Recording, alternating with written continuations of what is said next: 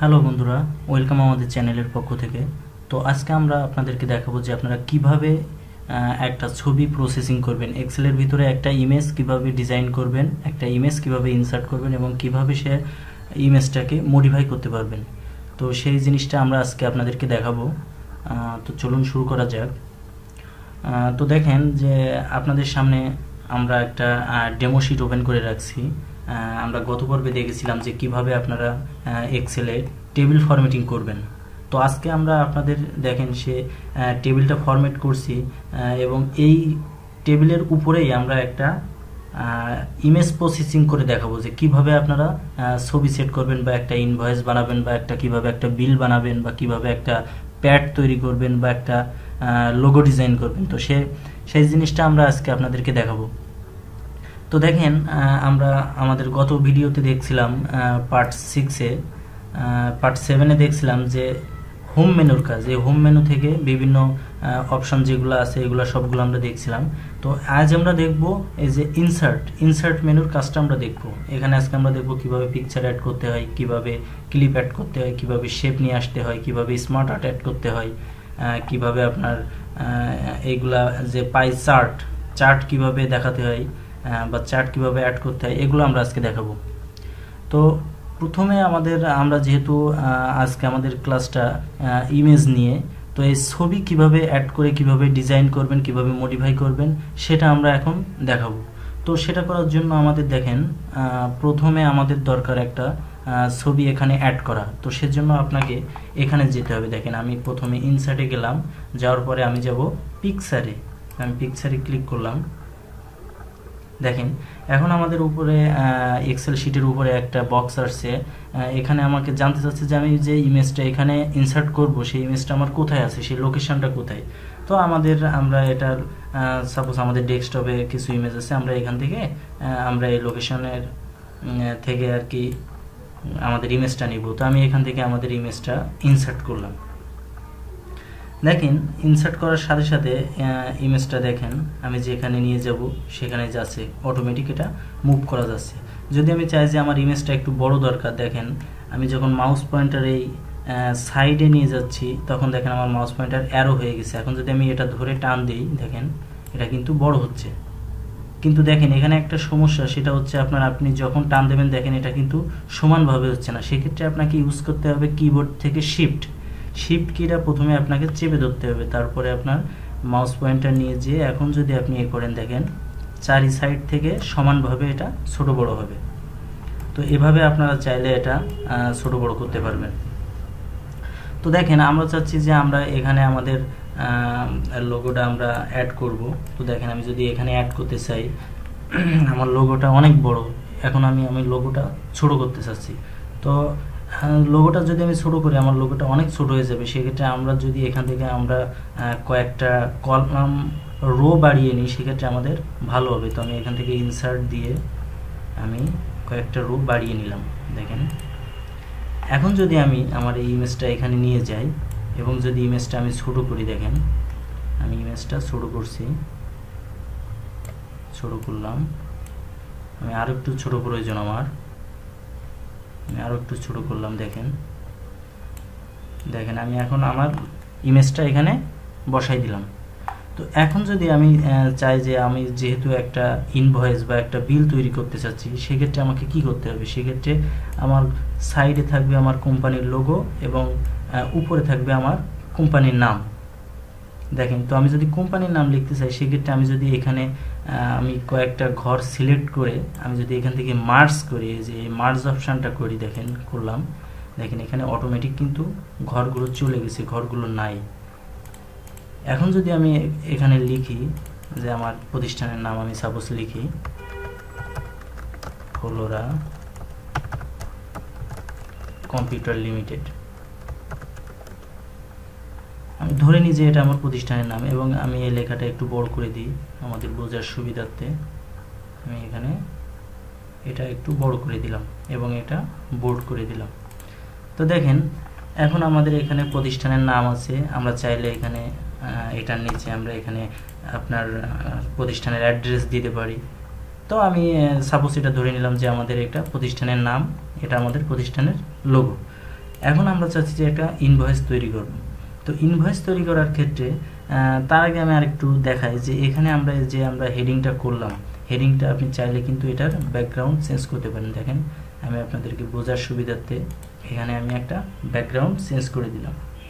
এখন background change করার পরে দেখেন আমার লেখাটা আরও সুন্দর হয়েছে। এখন যদি আমি চাই যে আমি এখানে একটা বক্স করে আমি লিখে দিতে চাই যে এটা একটা ইনভয়েস, অর্থাৎ এটা একটা বিল। তো সেটার জন্য আমাদেরকে কি করতে হবে, আমরা এখান থেকে দুইটা ঘর সিলেক্ট করলাম, করার পরে দেখেন আমি যদি ঘর সিলেক্ট ছাড়াও আপনি দুইভাবে এটা করতে পারেন। আপনি ঘর সিলেক্ট করে এখান থেকে মার্জ করে করতে পারেন, আরেকটা ভাবে করতে পারেন, সেটা হচ্ছে আপনি যদি দেখেন, আপনি যদি ইনসার্টে যে এখান থেকে দেখেন যে টেক্সট বক্স, এই টেক্সট বক্সটা যদি আপনি ক্লিক করেন, দেখেন আপনার মাউসটা কিন্তু এখন আর আগের মতো নয়। এখন যদি আপনি এটা ধরে টান দেন, দেখেন আমি টান দিলাম, দেখেন এখানে একটা ঘর মতো তৈরি হয়েছে। দেখেন এটা আপনি চাইলে বাড়াইতে পারবেন, কমাইতে পারবেন, এবং আপনি এখানে চাইলে লিখতে পারবেন। তো আমি সাপোজ এখানে ধরি যে এটা আমাদের একটা ইনভয়েস, এটা আমি মাঝখানে করে দিলাম। এখন আমি চাচ্ছি যে এটা একটু আমার সাইজটা ফন্টটা বড় করে দিতে। এখন দেখেন এই যে টেক্সট বক্সটা হয়েছে, এটা কিন্তু একটা বক্স, এটা কিন্তু আপনি আপনার এক্সেল শিটে যে ঘরগুলো এমন ঘর না, এটা কিন্তু একটা বক্স। তো আপনি চাইলে এই বক্সের ফিল কালারও আপনি চেঞ্জ করতে পারেন। দেখেন আমি এখানে একটা কালার দিলাম, দিয়ে আমি ফন্টটা চেঞ্জ করে দিলাম। দেখেন এখন কিন্তু জিনিসটা আরও সুন্দর হয়ে গেছে। দেখেন আগের থেকে কিন্তু আরও জিনিসটা অনেক সুন্দর হয়ে গেছে। তো দেখেন আমি এটা একটু কালো কালার করে দিই আপনাদের বোঝার সুবিধার্থে, এটা একটু ফন্টগুলো বড় করতে হবে। তো দেখেন এখন কিন্তু জিনিসটা আরও একটু সুন্দর হয়েছে। এখন আমাদের এখানে দেখেন আমাদের যে ইমেজটা, আমাদের মূল আজকের ক্লাসের মূল বিষয় হচ্ছে ইমেজ, ছবি কিভাবে আপনারা এক্সেলের ভিতরে মডিফাই করবেন।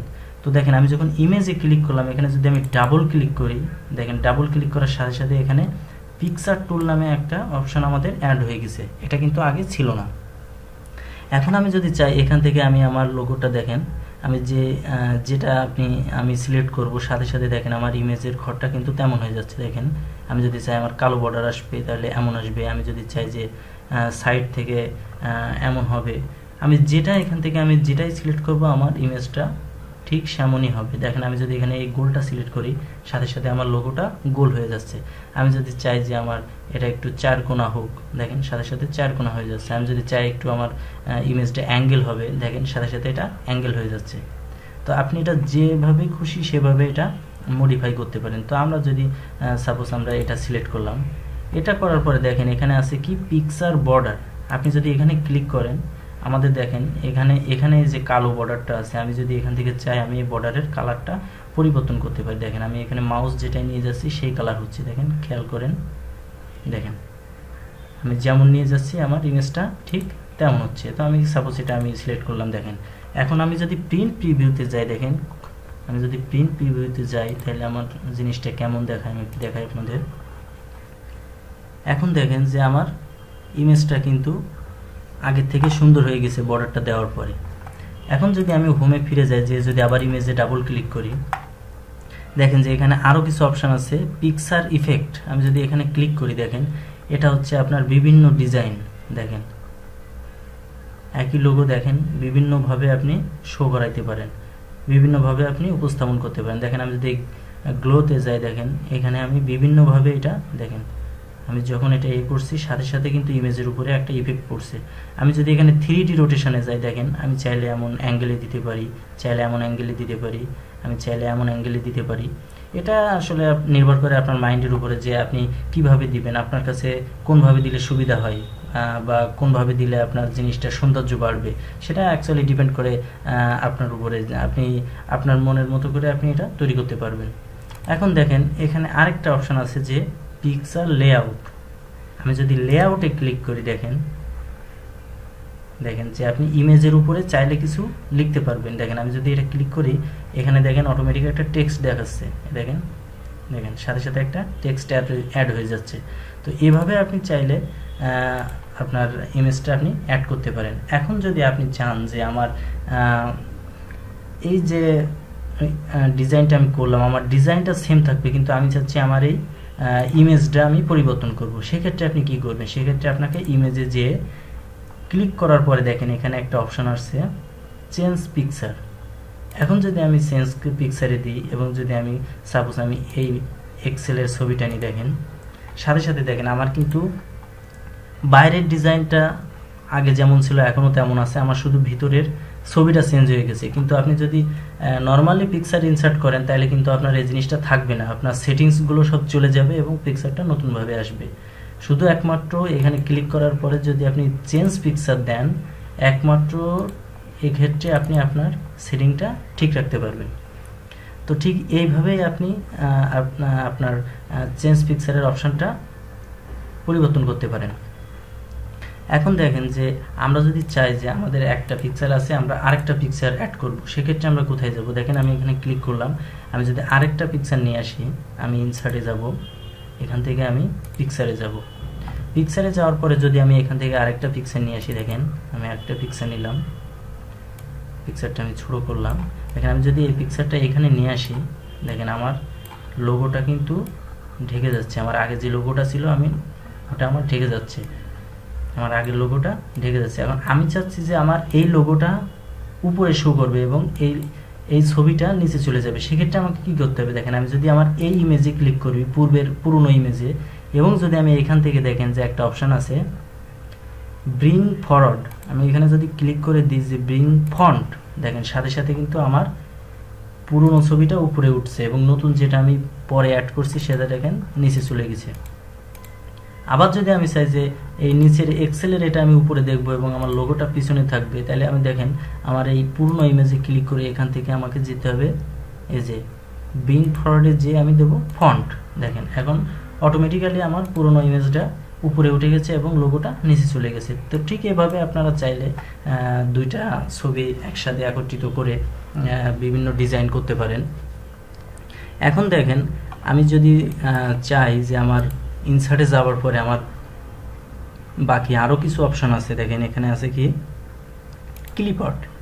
ক্লিপআর্টে আপনি যদি ক্লিক করেন, দেখেন এখানে আপনার এই যে গো দেওয়ার পরে আপনার কিছু ইমেজ অটোমেটিক্যালি কিছু ইমেজ এখানে আসে। এগুলা জাস্ট আপনার কম্পিউটারে যদি কোনো ইমেজ না থাকে সেক্ষেত্রে আপনাকে এই ইমেজ দিয়ে আপনি বিভিন্ন কাজ করতে পারবেন। এখন দেখেন আমি যদি ইনসার্টে যাই, এখন আমাদের আছে কি শেপ। এই শেপ অপশানটাই আপনার অনেকগুলো অপশান আছে, দেখেন অনেক কিছু করা যায় শেপ অপশানটা দিয়ে। আপনি চাইলে আপনি একটা অ্যারো কি নিতে পারেন, অ্যারো, এটা দিয়ে আপনি সাপোজ আপনি এটা মার্ক করে এখানে দেখাই দিলেন যে আমি এই জিনিসটা দেখাতে চাচ্ছি, এবং যদি আপনি এটাতে ডাবল ক্লিক করেন, দেখেন এখান থেকে আপনি চাইলে শেপের কালারটাও চেঞ্জ করতে পারবেন। দেখেন আপনি চাইলে এটা বড় করতে পারবেন, আপনি চাইলে এটা কালার পরিবর্তন করতে পারবেন। আমি যদি ইনসার্টে আবার যাই, দেখেন শেপে বিভিন্ন ধরনের, এটা আপনার রেক্ট্যাঙ্গেল, এটা একটা বৃত্ত, আপনি চাইলে এমনভাবে আরও কি নিতে পারেন, আপনি চাইলে যোগ চিহ্নটা নিতে পারেন। আপনি বিভিন্নভাবে এই শেপ থেকে বিভিন্ন ধরনের শেপ আপনি এক্সেলে ইউজ করতে পারেন। আমি যদি এখানে সাপোজ এই প্লাসটা নিই, দেখেন আমি যদি এখানে টান দিয়ে আমার সুন্দর একটা প্লাস এখানে দেখা যাচ্ছে। আমি চাইলে এখানে এটার কালারও পরিবর্তন করতে পারি, দেখেন সাথে সাথে আমার কালার পরিবর্তন হয়ে যাচ্ছে। এখন দেখেন যে আমরা ইনসার্টে যাওয়ার পরে আমাদের আরও কিছু অপশন আছে, দেখেন স্মার্ট আর্ট। আমি যদি স্মার্ট আর্টে ক্লিক করি, দেখেন এখানে এটা হচ্ছে মূলত আপনার বিভিন্ন জিনিসের লিস্ট বা বিভিন্ন প্রসেস বা বিভিন্ন সাইকেল এগুলো দেখানোর জন্য আপনাকে এই অপশানটা ব্যবহার করতে হবে। সাপোজ আপনি যদি দেখাইতে চান যে আমার কথার কথা, দেখেন আমি এখান থেকে একটা সিলেক্ট করি, যে আমি সাপোজ আমি এটা সিলেক্ট করতে চাচ্ছি, আমি সিলেক্ট করলাম। দেখেন আমার এটা সিলেক্ট করার পরে আমি এটা যদি আমি টোটালটা আমি একটু নিচে সরাই নিই, দেখেন এখন যদি আমি এটা আপনাদেরকে দেখাইতে চাই তো আপনারা খেয়াল করুন, দেখেন আমি চাচ্ছি যে এটা আমার একটা কোম্পানি, এটা আমার কোম্পানির নাম, অর্থাৎ আমি দেখাই এখানে টেক্সট, আমি এখানে লিখি যে আমার সাপোজ আমার কোম্পানির নাম ফ্লোরা, এবং আমি চাচ্ছি যে আমার কোম্পানিতে বাকিগুলা, আমি চাচ্ছি যে আমার কোম্পানিতে এই 4টা ডিপার্টমেন্ট আছে। প্রথমে আমার এইচআর ডিপার্টমেন্ট আছে, আমার ফিনান্স অ্যান্ড অ্যাকাউন্টস ডিপার্টমেন্ট আছে, আমার আইটি ডিপার্টমেন্ট আছে এবং আমার অডিট ডিপার্টমেন্ট আছে। এখন দেখেন এটা কিন্তু সহজে বোঝা যাচ্ছে যে এটা একটা কোম্পানির নাম। দেখেন আমি যদি এটা আপনি চাইলে এটা বিভিন্নভাবে মডিফাই করতে পারেন।